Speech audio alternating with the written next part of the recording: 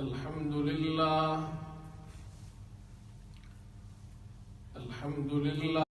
نحمده ونستعينه ونستغفره ونؤمن به ونتوكل عليه ونعوذ بالله من شرور أنفسنا ومن سيئات أعمالنا من يهده الله فلا مضل له ومن يضلله فلا هادي له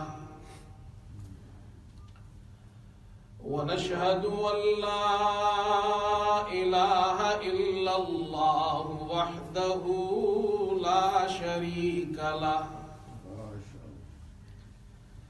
ونشهد أن سيدنا وحبيبنا ومولانا محمدا عبده ورسوله صلى الله تعالى على خير خلقه محمد وآله وأصحابه أجمعين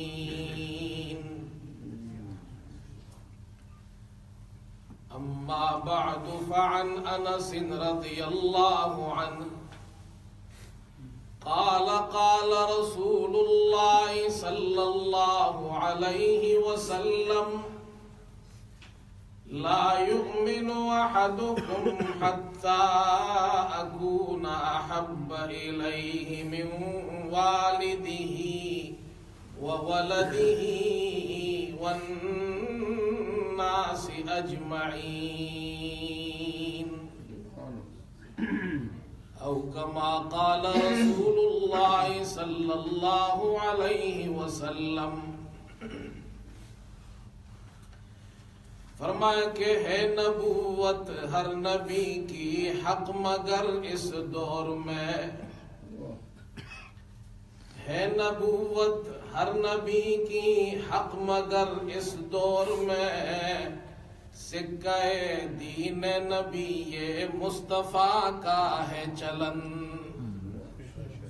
اور قلب ناداں باب رحمت چھوڑ کر جانا کہیں، اس میں ہنسی ہے جگت کی اور اپنا ہے مرن، ذات عالی پر جہاں سے جو بھی پڑھتا ہے سلام صلی اللہ علیہ وسلم، ذات عالی پر جہاں سے جو بھی پڑھتا ہے سلام، لا کے پہنچاتے ہیں خدمت میں ملائک من وعن، وہ نبی لا کذب وہ ابن عبد المطلب، ان کی اس آواز پر نصرت ہوئی جلوہ فگن، اور دو جہاں کی بادشاہی ان کے قدموں پر نثار، ان پہ قربا مال و جامع در پہ در فرزند و زن، درود شریف پڑھ لیں علی آل سیدنا مولانا محمد واصحابہ وسلم۔ قابل احترام حضرات علماء اکرام، بزرگان محترم اور برادران عزیز، میرے لیے انتہائی خوشی اور مسرت کا باعث ہے کہ آپ حضرات کی مسجد ابو بکر مسجد میں آج سیرت کے عنوان سے اس جلسے کا اہتمام کیا گیا ہے، اور ہمارے بزرگ حضرت مولانا قاری طیب عباسی صاحب انہوں نے مجھے دعوت دی اور آپ کے سامنے کچھ کہنے کا موقع دیا ہے۔ میں آپ حضرات سے بھی بہت مانوس ہوں اور آپ بھی مجھ سے بہت مانوس ہیں، اور میں ہمیشہ یہ کہا کرتا ہوں اور بہت سی جگہ میں نے یہ کہا ہے کہ برطانیہ میں سب سے پہلی مسجد میری زندگی میں جہاں میں نے برطانیہ میں اپنی تاریخ میں پہلا جمعہ پڑھایا ہے وہ ابو بکر مسجد ہے، تو میری جمعے کی تقریر کا آغاز تو برطانیہ میں ابو بکر مسجد ساؤتھ ہال سے ہوا ہے. میں اپنی کوئی تاریخ لکھی تو نہیں ہے، اگر کبھی میں نے لکھی تو میں اپنی تقاریر کا آغاز برطانیہ میں آپ کی مسجد سے کروں گا. تو آپ حضرات سے پرانا تعلق ہے، 16 سال تو ہو گئے. اور پھر میں وقتاً فوقتاً یہاں آتا رہتا ہوں، سال میں بھی، رمضان میں بھی. اب تو رمضان میں وہ راتیں نہیں رہی، ورنہ تو یہاں عشاء کے بعد سے لے کر فجر تک تقاریر ہوا کرتی تھی. ایک دور ایسا بھی گزرا ہے جب راتیں لمبی ہوتی تھی. تو بہرحال آج پھر ہم سیرت کے عنوان سے جمع ہے. اللہ تعالیٰ ہمارے اس ملنے بیٹھنے کو قبول فرمائے.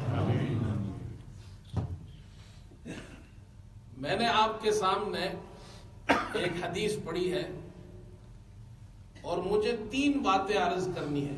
تو میں شروع میں اپنی تقریر کی تقطیع اس لیے کرتا ہوں کہ آپ کے سامنے میں کہوں گا 3 باتیں عرض کرنی ہے تو آپ بھی خوش ہو جائیں گے کہ یہ 3 ہی تو باتیں کرنی ہے، تو پھر سن لیں گے، ختم ہو جائیں گے. لیکن یہ جو خطبہ ہوتے ہیں نا مولوی، ان کی 3 باتوں پہ یقین نہیں کیا کریں. یہ ایک کو بھی اتنا لمبا کر دیتے ہیں کہ اس پہ گھنٹہ گزر جاتا ہے. تو کوشش کروں گا کہ میں اپنی یہ 3 باتیں، اور میں یہ کرتا اس لیے ہوں تقطیع تاکہ آپ حضرات کو اسے سمجھنے میں بھی آسانی ہو اور ذہن میں بھی رہے کہ 3 باتیں کیا ہوئی تھی. پہلی بات تو یہ عرض کرنی ہے کہ یہ جو حدیث کا راوی ہے، the narrator of hadith, who is the narrator of hadith, what is his biography, وہ جو حضرت انس رضی اللہ تعالیٰ عنہ ہیں، ان کی کیا پہچان ہے، ان کی کیا حیات طیبہ ہے، وہ کون تھے، وہ ذرا ہمیں معلوم ہو. اس کے بعد دوسری چیز ہے روایت، نریشن، حدیث. وہ حدیث کیا ہے جو حضرت انس رضی اللہ عنہ بیان کر رہے ہیں. اور تیسری چیز ہے اس حدیث کا مجھ سے اور آپ سے مطالبہ کیا ہے، the requirement of the narration. تو یہ 3 باتیں ہو گئی. اللہ تعالیٰ سے دعا کیجیے اللہ مجھے 3 باتوں کو آپ کے سامنے بیان کرنے کی توفیق عطا فرمائے اور پھر ہم سب کو اس پر عمل کی توفیق عطا فرمائے. تو میں وداؤٹ اینی ڈیلے میں اپنی بات پہلی بات سے شروع کرتا ہوں، اس لیے کہ پھر آگے نماز بھی پڑھنی ہے اور پھر اس کے بعد آپ کو کھانا بھی کھلائیں گے. کھانا ہیوی ہے، میں ویسے ہی کہہ رہا ہوں اپنی طرف سے. شاہد صاحب نے اچھا ہوا سر ہلا دیا. انشاءاللہ آپ کو یہ تو ابھی آپ کو روحانی غذا مل رہی ہے، تو روحانی غذا ذرا اچھی طرح سیر ہو جائے، اس کے بعد انشاءاللہ جسمانی غذا بھی ملے گی. تیار ہیں آپ لوگ؟ تھکے ہوئے تو نہیں ہیں؟ آپ کی آواز ذرا مدھم ہے. تھکے ہوئے تو نہیں ہے، ویسے تھکا ہوا میں بہت ہوں. میں اپنی بات شروع کرنے سے پہلے ایک بات کہہ ہی دوں آپ سے. ساؤتھ افریقہ سے میں ابھی آیا ہوں، جمعے کے دن پہنچا ہوں اور وہاں 1 ہفتہ بہت مصروف رہے ہم. جو آپ کے یہاں امام صاحب جنہوں نے رمضان میں تراویح سنائی تھی، مولانا عبد الواحد صاحب، وہ ہمارے میزبان تھے. ان کے بھائی مولانا فیاض الرحیم صاحب مفتی صاحب، وہاں کے بڑے علماء میں وہ ہمارے میزبان تھے. ہم نے بڑا اچھا وقت گزارا وہاں. جب میں جمعے کو یہاں پہنچا تو کل ہفتے کو خبر آئی کہ مولانا عبد الواحد صاحب کا انتقال ہو گیا. اور وہ علماء کے ساتھ وہاں ایک جگہ گئے تھے اور اس وزٹ کے دوران وہ اونچائی پر تھے. جنہوں نے فون کیا تھا انہوں نے بتایا کہ وہاں سے وہ گر گئے کسی وجہ سے، ان کے سر پہ چوٹ لگی اور وہ اسی جگہ پر شہید ہو گئے. اللہ تعالیٰ ان کے درجات بلند فرمائے. اور وہ چونکہ یہاں بھی آپ کے پاس 1 مہینہ رہے ہیں تو آپ حضرات انشاءاللہ ان کے لیے دعا بھی ہوگی. قاری صاحب دعا فرمائیں گے، ان کے لیے دعا کرے اللہ ان کے بچوں کو، اہل خانہ کو، بھائیوں کو صبر جمیل عطا فرمائے. پہلی بات جو میرے دوستو عرض کرنی ہے وہ یہ، حضرت انس رضی اللہ تعالیٰ عنہ سرکار دو عالم صلی اللہ علیہ وسلم نے مکہ سے مدینہ ہجرت فرمائی. مدینے والے بڑے خوش ہیں آج کے دن کے. حضرت صلی اللہ علیہ وسلم ہمارے شہر میں تشریف لا رہے ہیں, ہمارے پاس رہیں گے. اب وہ مکے میں نہیں رہیں گے, اب اللہ کی رحمت مدینے میں اترے گی. مدینے میں آپ پہنچے تو مسلمان مدینے سے باہر نکل کر آپ کا استقبال کر رہے ہیں اور آپ کو تحفے تحائف پیش کر رہے ہیں. حضرت انس رضی اللہ عنہ کی عمر اس وقت 10 سال ہے. آپ کی والدہ کا نام ام سلیم ہے. یہ ایک بیوہ خاتون ہے, شوہر کا انتقال ہو گیا ہے, انس یتیم ہے. حضرت صلی اللہ علیہ وسلم کی خدمت اقدس میں حاضر ہوتی ہے, اللہ کے رسول میرے پاس تو کوئی تحفہ پیش کرنے کے لیے نہیں ہے, آپ ہمارے شہر میں آج تشریف لائے, ہمارے لیے بڑی خوشی کا دن ہے. میرا یہ بیٹا ہے انس جس کی عمر 10 سال ہے, میں اس انس کو آپ کے لیے تحفہ بنا کر پیش کرتی ہوں, یہ آپ کی ساری زندگی خدمت کرتا رہے گا, میرے اس تحفے کو قبول فرما لیجیے اور یہ آپ سے علم حاصل کرے گا. یہ تھی صحابہ کی صحابیات کی شان. ماں ایسی ہونی چاہیے کہ اپنے بچوں کو اللہ کے دین کے لیے وقف کرے. حضرت انس حضور صلی اللہ علیہ وسلم کے خادم بن گئے, طالب علم بن گئے, اور حضور آپ سے بڑی محبت, آپ اس وقت بچے تھے, اس بچے سے حضور کو بھی بڑی محبت تھی. کبھی کبھی آپ ان کو بلاتے, فرماتے یا بنیا, اے میرے بیٹے ادھر آؤ. حضرت انس رضی اللہ تعالیٰ عنہ سے صحابہ پوچھتے تھے کہ تم نے رسول کریم صلی اللہ علیہ وسلم کی بڑی خدمت کی ہے, ہمیں بھی بتاؤ اللہ کے رسول صلی اللہ علیہ وسلم کیسے تھے. تو حضرت انس رضی اللہ عنہ فرماتے ہیں, فرمایا خدمت النبی صلی اللہ علیہ وسلم 10 سنین فما قال لی اف ولا لما صنعت ولا اللہ صنعت. فرماتے میں نے اللہ کے رسول صلی اللہ علیہ وسلم کی 10 سال خدمت کی ہے. 10 سال اللہ کے رسول صلی اللہ علیہ وسلم مدینے میں رہے, میں نے 10 سال خدمت کی ہے. 10 سال کے دوران ایک چھوٹی عمر کا بچہ کتنی غلطیاں ہوئی ہوگی اس سے, لیکن وہ فرماتے سرکار دو عالم صلی اللہ علیہ وسلم نے 10 سال کی اس پوری زندگی میں مجھے کبھی اف تک نہیں کہا, کبھی یہ نہیں کہا اے انس تم نے یہ کام کیوں کیا ہے, کبھی یہ نہیں پوچھا کہ کیوں نہیں کیا ہے. اللہ اکبر. ام سلیم لے کر آئی اور خدمت میں پیش کیا, اور پھر آپ سے انہوں نے عرض کی اے اللہ کے رسول یہ میرا بیٹا ہے, اس کے لیے دعا فرما دیجئے. سرکار دو عالم صلی اللہ علیہ وسلم نے حضرت انس کو 4 دعائیں دی. فرمایا اللہم بارک لہ فی مالہ, اللہم بارک لہ فی مالہ وولدہ واطل عمرہ واغفر ذنبہ. اے اللہ انس کے مال میں برکت دے. حضرت انس بعد میں حضور کی وفات کے بعد فرماتے ہیں اس وقت کہ حضور نے مجھے دعا دی تھی اللہ انس کے مال میں برکت دے. دنیا کے جتنے بزنس مین ہیں جو اس وقت کے تھے, فرمایا ان کو سال میں ایک مرتبہ فائدہ ہوتا ہے, مجھے حضور کی دعا کی برکت سے سال میں 2 مرتبہ فائدہ ہوتا ہے. اللہم بارک لہ فی مالی وولدی, اللہ ان کی اولاد میں برکت دے. حضرت انس کی عمر بڑی لمبی ہوئی.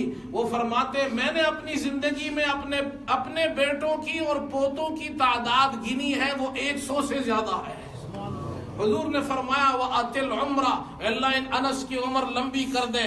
حضرت انس کا انتقال 93 ہجری میں 103 سال کی عمر میں ہوا, اور وہ فرمایا کرتے تھے اللہ نے حضور صلی اللہ علیہ وسلم کی یہ 3 دعائیں قبول کی, اور مجھے اللہ سے یہ امید ہے کہ اللہ حضور کی 4تھی دعا بھی میرے حق میں قبول فرمائے گا. اے اللہ انس کے گناہوں کو معاف فرما دے. یہ وہ صحابی ہے, یہ وہ راوی ہے اس حدیث کے. اور صحابہ ان سے پوچھتے تھے انس ہمیں بتاؤ اللہ کے رسول کیسے تھے, اللہ کے رسول صلی اللہ علیہ وسلم کا بدن مبارک کیسے تھا, ہائے ہائے ان کا چہرہ کیسے تھا, ان کے ہاتھ کیسے تھے. حضرت انس رضی اللہ تعالیٰ عنہ وہ صحابہ کو فرماتے تھے, انہیں سناتے تھے. وہ فرماتے تھے, فرمایا وَمَا مَسَسْتُ دِيبَاجَةً وَلَا حَرِيرًا أَلْيَنَ مِنْ كَفِّ رَسُولِ اللَّهِ صلی اللہ علیہ وسلم. حضرت انس فرماتے ہیں میں نے دنیا کے اندر بڑے نرم نرم ریشم دیکھے ہیں، ریشم بڑا نرم ہوتا ہے، دنیا کے جتنے بھی ریشم ہیں ان سب کو جمع کرو وہ بڑے نرم ہے، لیکن اللہ کے رسول صلی اللہ علیہ وسلم کی ہتھیلیاں ریشم سے زیادہ نرم تھی۔ پھر صحابہ پوچھتے تھے حضور کا بدن کیسے تھا، حضور کے بدن سے خوشبو کیسے آتی تھی؟ حضرت انس فرماتے ہیں وَلَا شَمَمْتُ رَائِحَةً أَطْيَبَ مِنْ رَائِحَةِ رَسُولِ اللَّهِ صلی اللہ علیہ وسلم۔ دنیا والوں، دنیا میں بڑی خوشبو ہوتی ہے، عطر ہوتی ہے، طرح طرح کی خوشبو ہوتی ہے، لوگ اپنے کپڑوں جسموں پر لگاتے ہیں، قربان جاؤں دنیا کی کوئی خوشبو، دنیا کی کسی بھی خوشبو میں اللہ نے اتنی خوشبو نہیں رکھی جتنے اللہ نے محمد الرسول اللہ کے بدن مبارک میں رکھی ہے۔ یہ حضرت انس ہے، یہ راوی ہے اس حدیث کے، جنہوں نے 10 سال خادم بن کر گزارے، صرف خادم نہیں بنے، طالب علم بنے، اور ایسے طالب علم بنے حضور صلی اللہ علیہ وسلم کی وفات کے بعد صرف حضرت انس نے 2286 حدیثیں حضور سے نقل کی ہے۔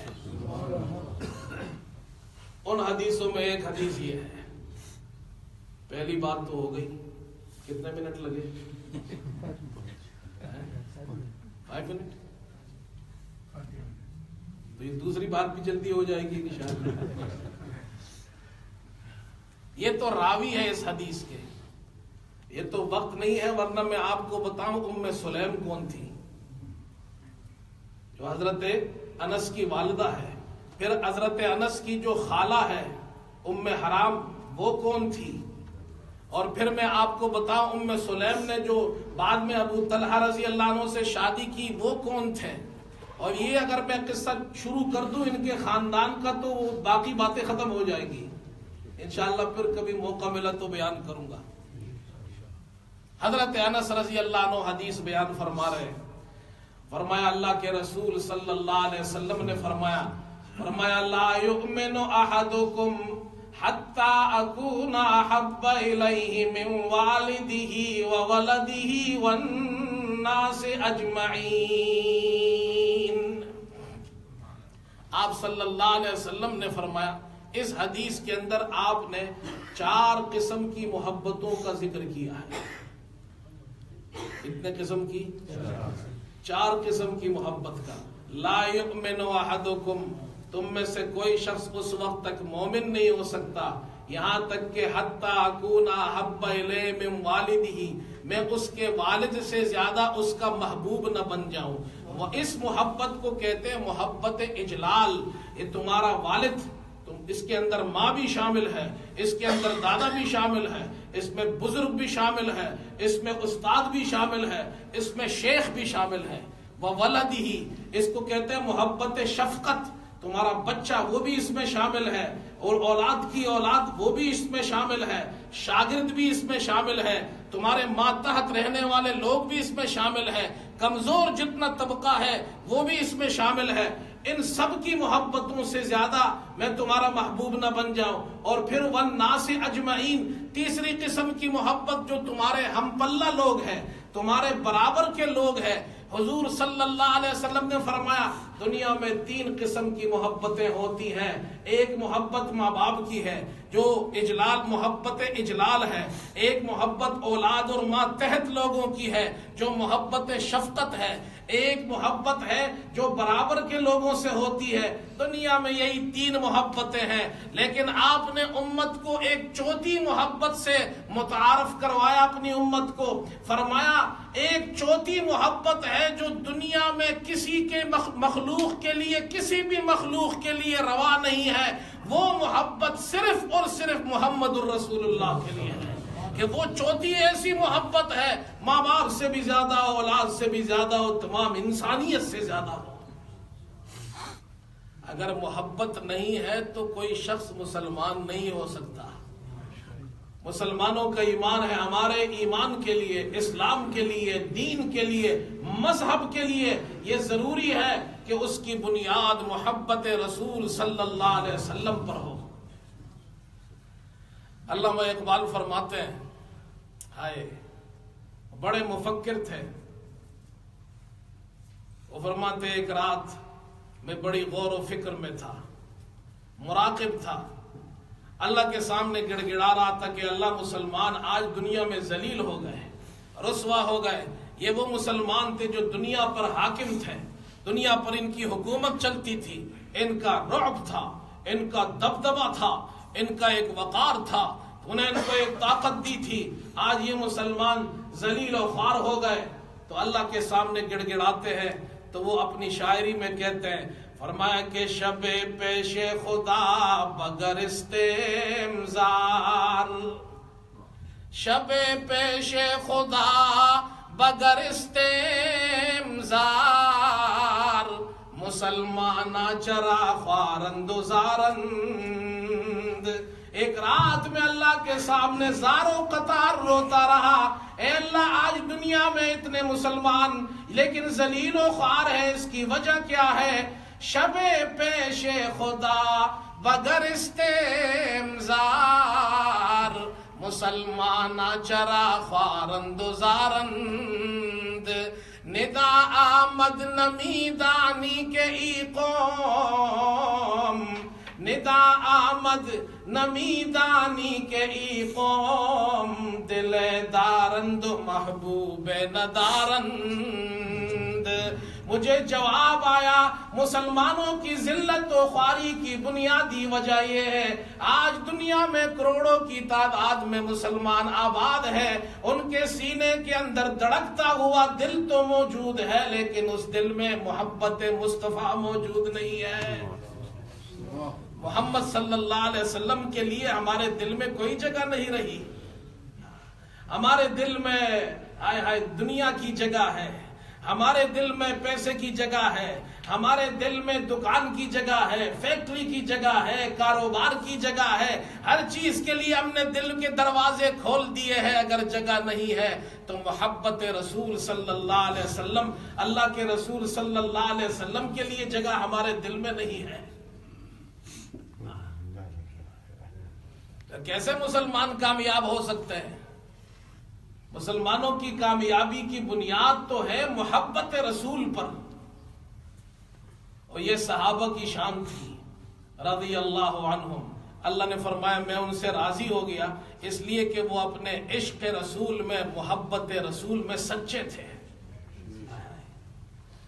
ایک صحابی ہے،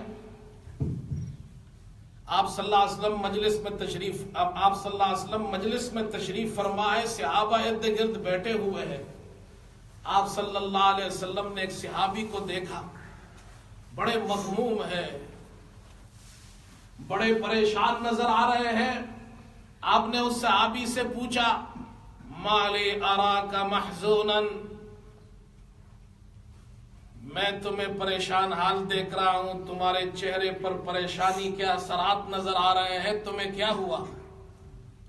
وہ صحابی جواب میں کہتے ہیں شیء فکرت فیہ، ایک فکر نے پریشان کیا ہوا ہے. آپ صلی اللہ علیہ وسلم نے پوچھا وما ہوا، کون سی فکر تمہیں کھائی جا رہی ہے، کون سا غم ہے، کیا ہوا ہے تمہیں آج کے تمہارے چہرے پر غم کے اثرات نظر آ رہے ہیں؟ ہائے کیا تمہاری دکان کو آگ لگ گئی ہے، تمہارا مال لٹ گیا ہے، اور تمہاری زمین جائیداد کو کسی نے غصب کر لیا ہے، تمہاری جناب وزارت کی کرسی چلی گئی ہے، تمہارا عہدہ ختم ہو گیا ہے، کیا ہوا ہے، کتنا بڑا نقصان ہوا کہ تمہارے چہرے پر یہ اثرات نظر آ رہے ہیں؟ ہماری سوچ تو بس یہیں تک ہے، لیکن اللہ کے رسول صلی اللہ علیہ وسلم کے ان پاک صحابہ کو دیکھیے، ان کی باتیں سنیے اور مسلمانوں اپنے دل میں محبت رسول کو بڑھائی ہے. وہ صحابی جواب میں کہتے ہیں اللہ اکبر، فرمایا کہ نحن نغدو علیک ونروح. اللہ اکبر، یہ اس صحابی کا عشق رسول ہے. نحن نغدو علیک ونروح، اے اللہ کے رسول ہم آپ سے بہت محبت کرتے ہیں اتنی محبت کرتے ہیں اگر آپ ہمیں نظر نہ آئے تو ہمیں پریشانی شروع ہو جاتی ہے.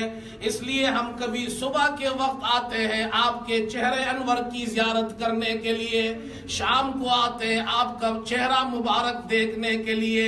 لیکن آج دنیا کے اندر ہمارے پاس یہ نعمت موجود ہے، ہمارا جب بھی جی چاہے ہم آپ کا چہرہ انور دیکھ سکتے ہیں، آپ کی زیارت کر سکتے ہیں.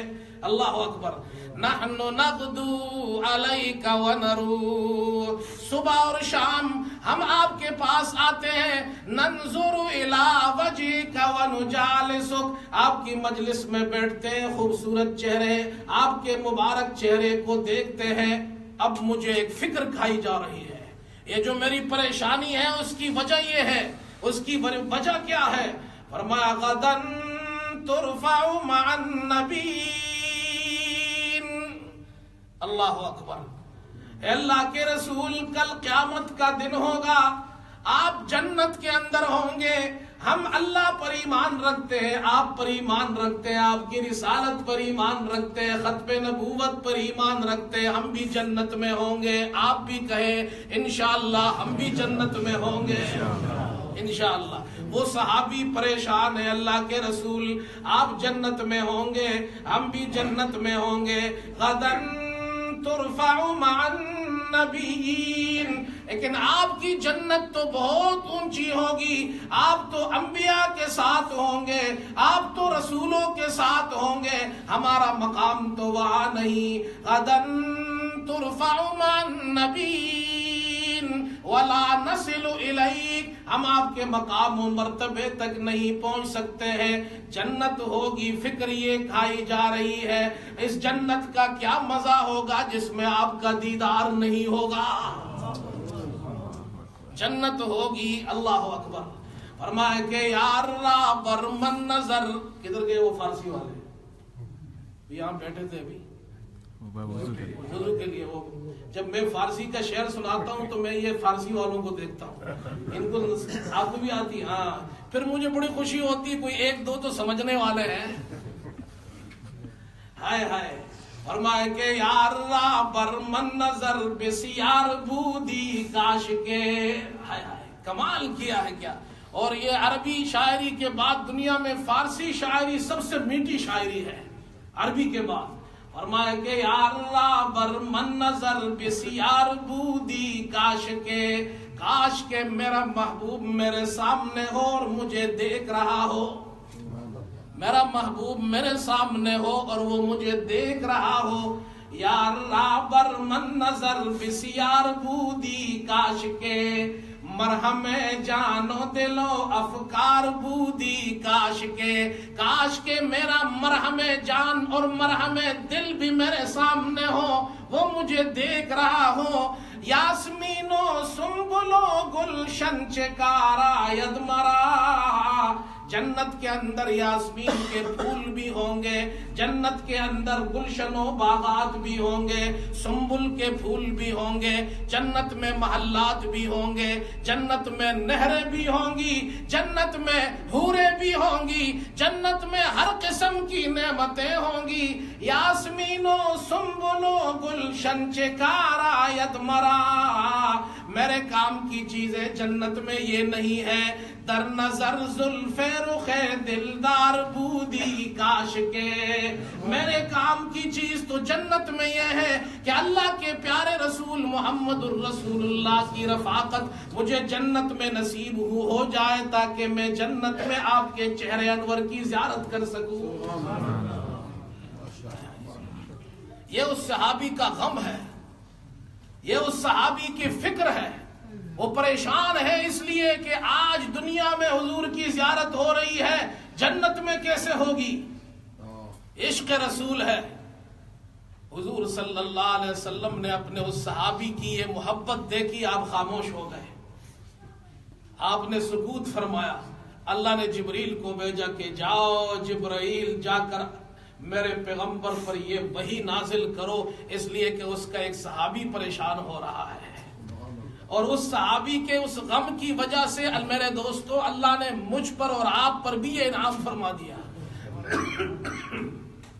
حضرت جبریل آتے ہیں وہی لے کر آتے ہیں، اللہ کے رسول صلی اللہ علیہ وسلم کے سامنے حاضر ہوتے ہیں، اللہ کے رسول، اللہ نے یہ قرآن بھیجا ہے، فرمایا وَمَن يُطِعِ اللَّهَ وَالرَّسُولَ فَأُولَئِكَ مَعَ الَّذِينَ أَنْعَمَ اللَّهُ عَلَيْهِم مِّنَ النَّبِيِّينَ وَالصِّدِّيقِينَ وَالشُّهَدَاءِ وَالصَّالِحِينَ۔ اپنے اس صحابی سے کہہ دو پریشان ہونے کی ضرورت نہیں ہے، قیامت تک کے لیے جو بھی مسلمان محمد الرسول اللہ کا مبارک کلمہ پڑھنے والا، ایمان لانے والا جو بھی مسلمان ہو، اللہ اور رسول کی اطاعت کرے گا، اللہ قیامت کے دن ان کو جنت میں ان کے ساتھ جمع کرے گا جن پر اللہ نے انعام کیا ہے۔ اور وہ کون ہوں گے؟ فرمایا تمام انبیاء کے ساتھ، صدیقین کے ساتھ، شہداء کے ساتھ اور صالحین کے ساتھ اللہ جنت میں ان کو جمع فرما دے گا۔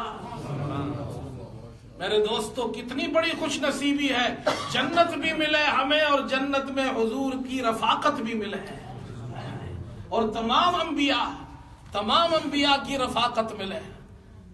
کون ہے ایسا مسلمان جو یہ نہ چاہتا ہوگا؟ کہو انشاءاللہ ہم جنت میں جائیں گے، اور جب جنت جائیں گے تو اللہ کے رسول صلی اللہ علیہ وسلم کا مبارک چہرہ دیکھیں گے۔ کبھی دل چاہے گا تو حضرت عیسیٰ کے دیدار کے لیے جائیں گے، کبھی ہمارا دل چاہے گا تو حضرت موسیٰ کی جنت کا دروازہ کھٹکھٹائیں گے، ان کے چہرے مبارک کا دیدار کریں گے، کبھی حضرت ابراہیم کو، کبھی حضرت اسماعیل کو۔ میرے دوستو یہ ہے اصل دنیا کے اندر ایک دوسرے سے آگے بڑھنے کی ریس۔ ہم دنیا میں لگے ہوئے ہیں، یہ ہے ریس جنت میں ایک دوسرے سے۔ عمر ابن عبدالعزیز رحمت اللہ علیہ وہ ایسے شہزادے گزرے ہیں کہ ان کے لباس کو جس خوشبو کے اندر دھویا جاتا تھا، دھونے کے بعد جو پانی بچ جاتا تھا لوگ اس میں اپنے کپڑے دھوتے تھے۔ اتنے نازک شہزادے، ہر قسم کی نعمتیں میسر، لیکن جب اللہ پاک نے ان کو امیر المومنین بنایا تو سب چیزیں چھوڑ دی، بیوی سے زیور بھی لے لیا، اب غربت کے حالت میں آ گئے۔ ہے امیر المومنین، کسی نے پوچھا جب آپ شہزادے تھے تو ناز و نعم میں تھے، آپ کے پاس محلات تھے، گھوڑے تھے، آپ کے پاس تو طرح طرح کی نعمتیں تھی، آج خود بادشاہ بنے تو آپ نے فقیری اختیار کر لی؟ تو انہوں نے بڑا عجیب جواب دیا، کہا میری عادت یہ، مجھے دنیا میں جو چیز پسند آئی وہ میں نے حاصل کر لی، مجھے گھوڑا اچھا لگا وہ میں نے بڑی قیمت دے کر خرید لیا، محل اچھا لگا بڑی قیمت دیکھ کر خرید لیا، دنیا میں جو چیز مجھے پسند آئی، میری عادت ہے میں اپنی پسند کو نہیں چھوڑتا، بس ہوا یہ کہ بادشاہ بننے کے بعد اب میری پسند بدل گئی ہے، اب میری پسند یہ ہے کہ مجھے جنت حاصل کرنی ہے۔ یہ تھے وہ صحابہ۔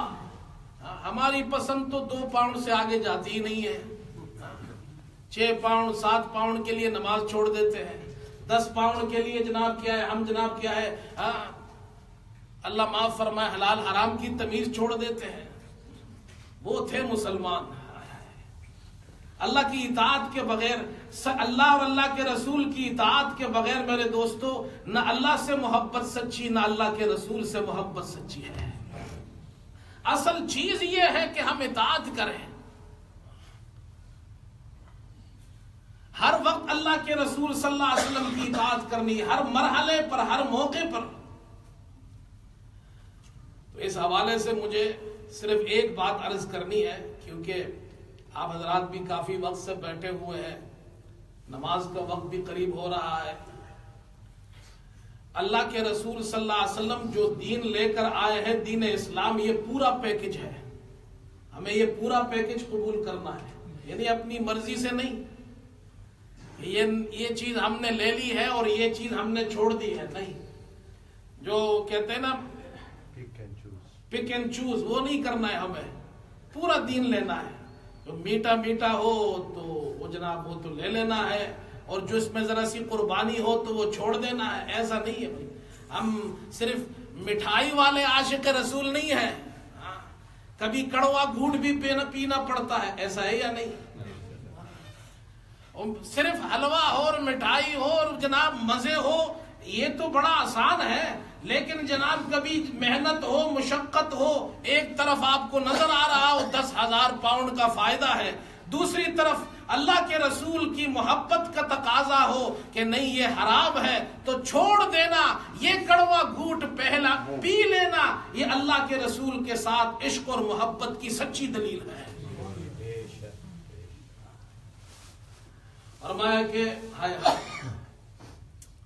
فرمایا کہ دلا اندر جہاں یارا سے قسمہ اند، کہ دنیا کے اندر 3 قسم کے جناب عاشق ہوتے ہیں۔ دلا اندر جہاں یارا سے قسمہ اند، زبانی اندو نانی اندو جانی۔ ایک وہ عاشق ہے جو زبانی عاشق ہے، دوسرا وہ عاشق ہے نانی عاشق۔ نان جانتے ہیں نا، جو کھاتے ہیں ہم، آپ کے یہاں تو بہت ملتے ہیں ریسٹورنٹ میں، ہمارے دوست کہاں گئے جن کے ریسٹورنٹ ہے؟ وہ ہے نہیں، نظر نہیں آ رہے۔ ان کے یہاں بڑے اچھے اچھے نان ملتے ہیں، بھائی ان کو ذرا بلاؤ، ان کے نان کی تعریف کر رہا ہوں آج۔ اچھا یہ بھی ہے، نان کتنے اچھے اچھے بناتے ہیں۔ تو کچھ لوگ روٹی خور دوست ہوتے ہیں، آپ ان کو نان کھلائے وہ آپ کے دوست ہوں گے، آپ نے نہیں کھلایا دوستی ختم۔ کچھ لوگ ہوتے ہیں زبانی دوست ہوتے ہیں، کچھ لوگ ہوتے ہیں جو جانی دوست ہوتے ہیں، وہ ہر موقع پر، ہر محل میں، ہر تکلیف میں آپ کے ساتھ کھڑے ہوں گے۔ فرمایا دلا اندر جہاں یارا سے قسمہ اند، زبانی اندو نانی اندو جانی، بنانی نہ بدے از در بدر کن۔ جو نان والا دوست ہے اس کو نان کھلا کے گھر سے رخصت کر دو، یہ حلوے اور نان سے آگے تمہارا کوئی کام نہیں آئے گا، یہ صرف روٹی خور دوست ہے۔ بنانی نہ بدے از در بدر کن، تلطف کن بیاران زبانی۔ اور جو زبانی دوست ہے اس کے ساتھ بھی تم میٹھے میٹھے بن جاؤ۔ رہ گیا کون سا دوست؟ جانی دوست۔ فرمایا ولیکن یار جانی را بدستار، مدارا تشبگیری تاتوانی۔ یہ جو تمہارا جانی دوست ہے اس کا بڑا خیال رکھنا، اس لیے کہ یہ اس موقع پر تمہارا کام آئے گا جہاں تمہارا اور کوئی کام نہیں آئے گا۔ تو ہم اللہ کے رسول کے ساتھ کون سی دوستی ہونی چاہیے؟ زبانی؟ بولو بھائی، نہ زبانی دوست نہیں ہے، نانی نہیں ہے، کون سے ہیں؟ جانی۔ ہم جانی محب ہے، جانی دوست ہے اللہ کے رسول صلی اللہ علیہ وسلم کے۔ جو تقاضا اللہ کے رسول صلی اللہ علیہ وسلم کا ہوگا ہم اسے پورا کریں گے۔ یہ صحابہ کی شان تھی کہ وہ حضور کے جانی دوست تھے، جانی عاشق تھے، وہ زبانی، صرف زبانی اور نانی نہیں تھے۔ اللہ ہمیں جانی دوست بنائے، جانی عاشق بنائے، جانی محب بنائے۔ تو تیار ہے بھائی؟ جانی محب بننے کے لیے تیار ہے؟ انشاءاللہ تو کہو ذرا زور سے، اور اللہ سے دعا کرو اللہ ہمیں حضور کا جانی عاشق بنائے۔ یہ سبق سیکھ جاؤ، ہم اللہ کے رسول کے جانی دوست ہیں، جانی عشق کرنے والے، جانی محب ہیں۔ ٹائم ہے کچھ؟ قاری صاحب اشارہ کر دے پھر مجھے جب پورا ہو جائے۔ اللہ اکبر۔ اب مجھے رسول کریم صلی اللہ علیہ وسلم کی سیرت میں سے ایک آخری بات کرنی ہے۔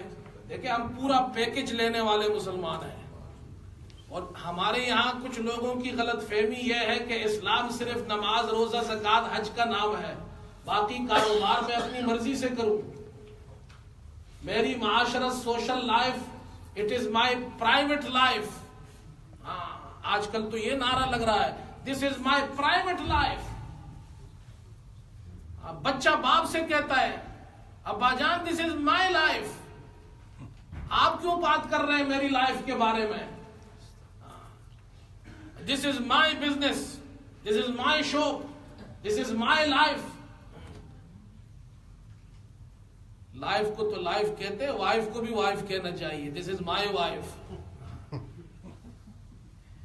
وائف کو جناب اس کا حق بھی تو دینا ہے. رسول کریم صلی اللہ علیہ وسلم گھر تشریف لاتے, امی عائشہ فرماتی رضی اللہ عنہا, صبح کے وقت آتے, دیکھو اللہ کے رسول صلی اللہ علیہ وسلم کیسے تھے. پوچھتے حضرت عائشہ سے, عائشہ کچھ کھانے کو ہے؟ حضرت عائشہ فرماتی جی کچھ بھی نہیں ہے, جو تھا کھا لیا, جو بچ گیا ہم نے دے دیا, اب تو کچھ بھی نہیں. فرمایا کوئی بات نہیں, میں روزے کی نیت کر لیتا ہوں. ایک دن امی عائشہ, کسی نے ہدیہ بھیجا, کوئی مٹھائی گھر میں آئی, آپ صلی اللہ علیہ وسلم گھر تشریف لائے. امی عائشہ نے فرمایا ہدیہ آیا ہے, یہ ہدیہ آیا ہے ہمارے گھر میں. آپ نے فرمایا اے عائشہ, میں تو یہ سمجھا تھا کہ گھر میں کچھ ہے نہیں, تو میں نے تو نفلی روزے کی نیت کر لی تھی. حضور کے گھر میں تو اکثر فاقہ ہوتا تھا, میں نے تو روزے کی نیت کر لی تھی, لیکن تم نے اتنے پیار سے مجھے بلایا ہے تو اچھا لے کر آؤ. آپ نے امی عائشہ کے ہاتھ سے وہ لیا, کھایا, نفلی روزہ توڑ دیا. بیوی کو خوش کرنے کے لیے نفلی روزہ توڑنا بھی جائز ہے, فرضی نہیں. بھائی ایسا نہیں کرنا کہ یہ میرے پاس بعد میں آ جائے, مولوی صاحب نے کہا تھا رمضان میں روزہ لمبا ہو گیا تو آپ نے بیوی کو خوش کرنے کے لیے رمضان کا ہی روزہ توڑ دیا. ایسا نہیں, نفلی روزہ.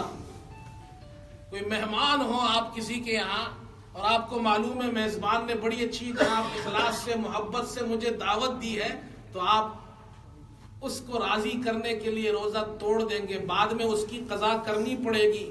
اللہ اس روزہ توڑنے پر بھی ثواب دے گا, اس کی قضا رکھنے پر بھی ثواب دے گا. یہ ہے میرا اللہ.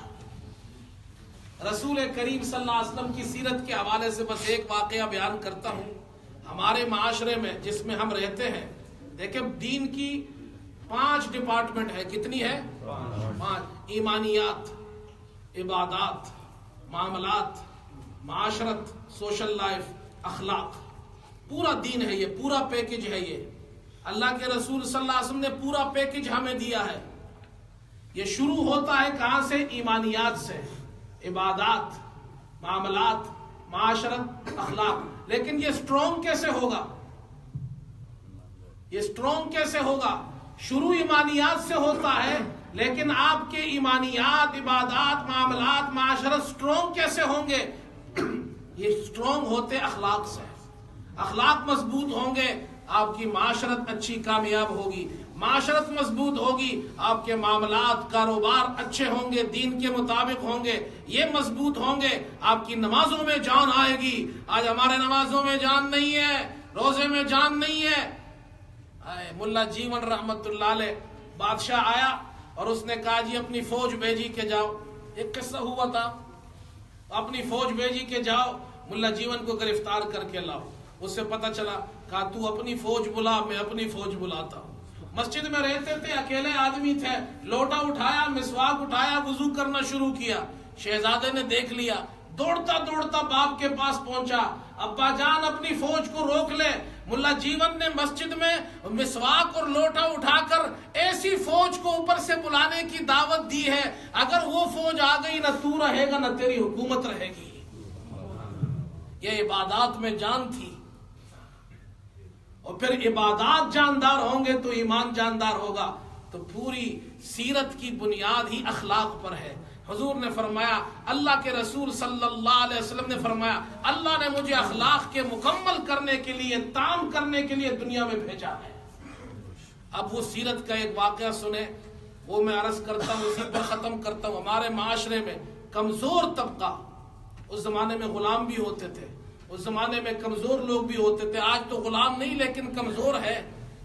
حضور کی سیرت صلی اللہ علیہ وسلم کی سیرت کا ایک سب سے بڑا پہلو یہ ہے, آپ نے اپنی سیرت سے یہ سمجھایا کمزور لوگوں کے ساتھ ہمارا سلوک کیسے ہونا چاہیے, ماتحتوں کے ساتھ, ہمارے رشتہ داروں میں, دوستوں میں, ہمارے آس پاس کے غریب لوگوں میں, ان کے ساتھ ہمارا سلوک کیسے ہونا چاہیے. آج تو کہتے جی بڑا مرید ہے, مالدار مرید ہے, تو شیخ صاحب مالدار مرید سے تو بڑے خوش ہوتے ہیں, ان کے یہاں تو دعوتیں بھی ہو رہی ہیں, ان کے یہاں تو آنا جانا بھی ہے. کوئی غریب مرید ہے تو اس سے پوچھتا بھی نہیں ہے. یہ حضور کا طریقہ نہیں ہے. یہ شیخ نہیں ہے, یہ فیک ہے. ایک ہوتا ہے شیخ اور ایک ہوتا ہے fake. Okay, he is not Sheikh, he is fake. اللہ کے رسول صلی اللہ علیہ وسلم کی سیرت دیکھیے. ظاہر ایک صحابی ہے اور صحابہ کی اپنی اپنی شان تھی. ظاہر کی شان کیا ہے؟ وہ کہتے ہیں ظریف الطبع تھے. اتنے ظریف الطبع تھے کہ اپنی باتوں سے حضور کو ہنسایا کرتے تھے. صحابہ فرماتے صحابہ کے اندر ظاہر سے زیادہ حضور کو کسی نے نہیں ہنسایا. اور وہ گاؤں میں رہتے تھے, غریب آدمی تھے. آپ صلی اللہ علیہ وسلم ان سے بڑی محبت کرتے تھے. ایک دن دیکھا ظاہر بازار میں کوئی چیز فروخت کر رہا ہے. آپ صلی اللہ علیہ وسلم پیچھے سے تشریف لائے, ظاہر آگے کھڑا ہے. آپ نے آ کر ظاہر کے دونوں آنکھوں پر اپنے ہاتھ رکھ لیے. دنیا دیکھ رہی ہے, بازار میں لوگ دیکھ رہے ہیں. آج تو شیخ صاحب پیر صاحب جاتے ہیں, کسی سے بات بھی نہیں کرتے ہیں. غریبوں کو تو کوئی گھاس بھی نہیں ڈالتا, چھوٹے لوگ ہو تو اس سے ہاتھ نہیں ملاتا. حضور نے اپنی سیرت سے سکھایا, مالدار آدمی کے بازار میں اس کے چہرے پر ہاتھ رکھ کر محبت کا اظہار نہیں کیا, غریب کے چہرے پر ہاتھ رکھ کر حضور نے دکھایا میں غریبوں سے پیار کرتا ہوں, چھپ کر نہیں بازار کے بیچ میں کرتا ہوں. ہاتھ رکھا. اب وہ پریشان, مجھے کس نے پکڑ لیا, کس نے ہاتھ رکھا. اتنے میں رسول اللہ صلی اللہ علیہ وسلم نے آواز لگائی, مجھ سے یہ غلام کون خریدے گا. اس نے آواز سنی, وہ تو سمجھ گیا اللہ کے رسول ہے, میرے دوست ہے صلی اللہ علیہ وسلم.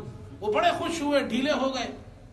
اللہ کے رسول صلی اللہ علیہ وسلم اسے خوش کرنے کے لیے اور دنیا والوں کو دکھانے کے لیے میں امام الانبیاء ایک غریب سے اتنی محبت کرتا ہوں, سرے بازار کرتا ہوں. آپ نے فرمایا کون اسے خریدے گا. ظاہر اور لوگ رشک کر رہے ہیں, بڑے بڑے امیر لوگ رشک کر رہے ہیں اس غریب پر کہ اللہ کے رسول اس غریب سے کتنی محبت کرتے ہیں. اس نے کہا اے اللہ کے رسول, آپ مجھے بھیج رہے ہیں, میں تو کھوٹا ہوں, مجھے کون خریدے گا. میں غریب ہوں, فقیر ہوں, میں تو ایک کھوٹے کو کون خریدتا ہے. اللہ کے رسول صلی اللہ علیہ وسلم نے اس وقت صحابہ کے سامنے بازار میں ارشاد فرمایا, لوگ تمہیں کھوٹا سمجھتے ہیں, میرے اللہ کے یہاں تو بڑی قیمت والا ہے. یہ حضور کی سیرت ہے میرے دوستو. تو ہم اپنے سے نیچے لوگوں کا خیال رکھیں, ماتحتوں کا خیال رکھیں. غلام تو ہے نہیں, جو ہمارے رشتہ دار ہیں ان کا خیال رکھیں. برما میں مسلمان ہیں, آپ حضرات نے بڑا تعاون کیا. جہاں بھی مسلمان ہوں ہمیں ان کے ساتھ پیار اور محبت کے ساتھ پیش آنا چاہیے. اللہ مجھے آپ کو بیٹھنے کی, کہنے سننے کی جو اللہ نے توفیق دی ہے, اللہ اسے قبول فرمائے. جو کچھ کہا سنا گیا اللہ اس پر عمل کی توفیق عطا فرمائے. وآخر دعوانا الحمدللہ رب العالمین.